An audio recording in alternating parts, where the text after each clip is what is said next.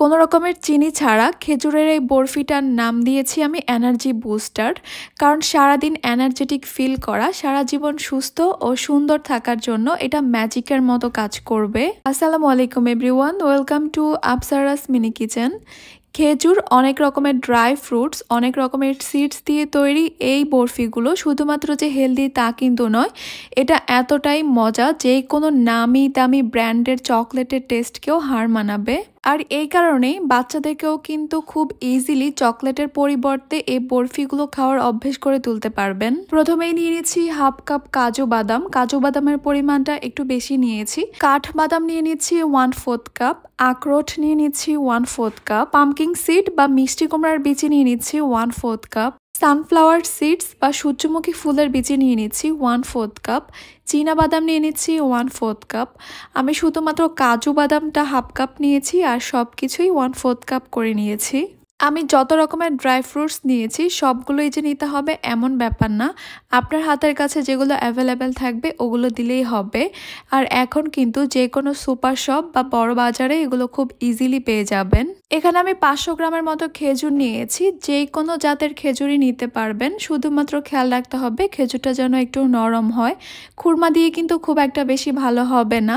সবগুলো খেজুরের বিচি ছাড়িয়ে আমি একটা ব্লেন্ডারের জাগে নিয়ে নিচ্ছি। একসঙ্গে সবগুলো করব না, অল্প অল্প করে দিব, কারণ খেজুর অনেক বেশি আঠালো হয়ে লেগে থাকে।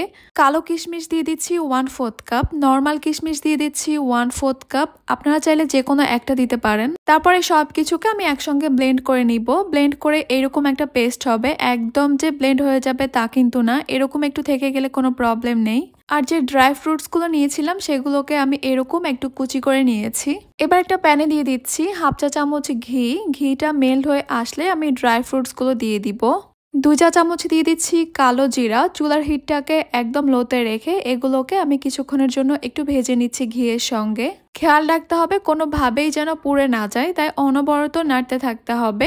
কালারটা চেঞ্জ করা যাবে না, শুধুমাত্র খুব সুন্দর একটা গ্রান আসা পর্যন্ত এগুলোকে ভেজে তুলে নিব। আবারও প্যানে দিয়ে দিব 1 চা চামচে ঘি। ঘিটা মেল্ট হয়ে আসলে এবার আমি এখানে দিয়ে দিব খেজুর আর কিশমিশের পেস্টটা।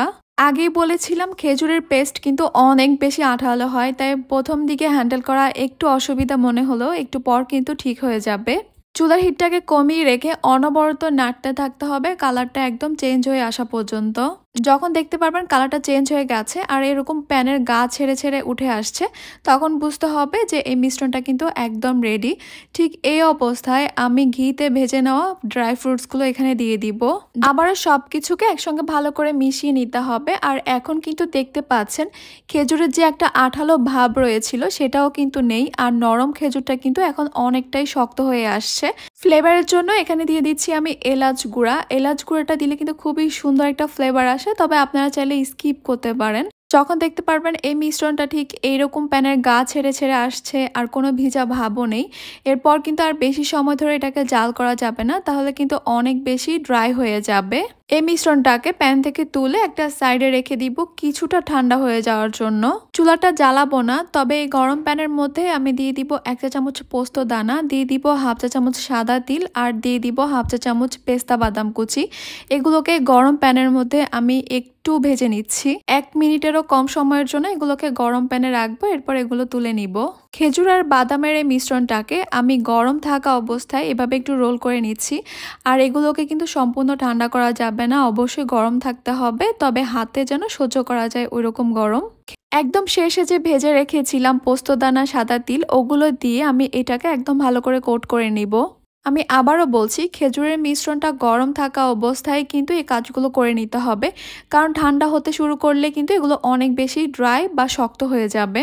এই যে আমার এই খেজুরের বরফির রোলটা কিন্তু একদম এগুলো দিয়ে কোট হয়ে গেছে ভালোভাবে। এবার আমি এখানে একটা র্যাপিং পেপার নিয়ে নিয়েছি। এই রোলটাকে আমি র্যাপিং পেপারে খুব ভালোভাবে মুড়িয়ে রাখবো।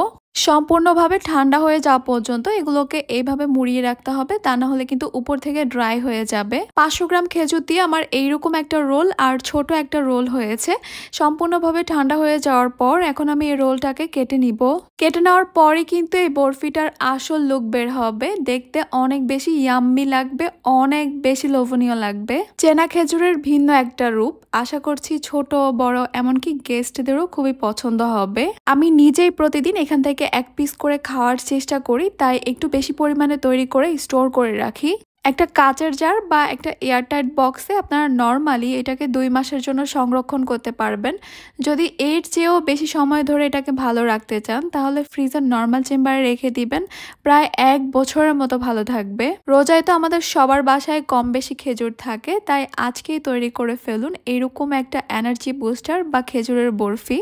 আশা করছি আমার আজকের রেসিপি আপনাদের কাছে খুবই ভালো লেগেছে আর আপনাদের কাজেও আসবে। তাহলে আজকে এই পর্যন্তই। সবাই অনেক বেশি ভালো থাকবেন, সুস্থ থাকবেন, সবার জন্য দোয়া করবেন। আল্লাহ হাফেজ।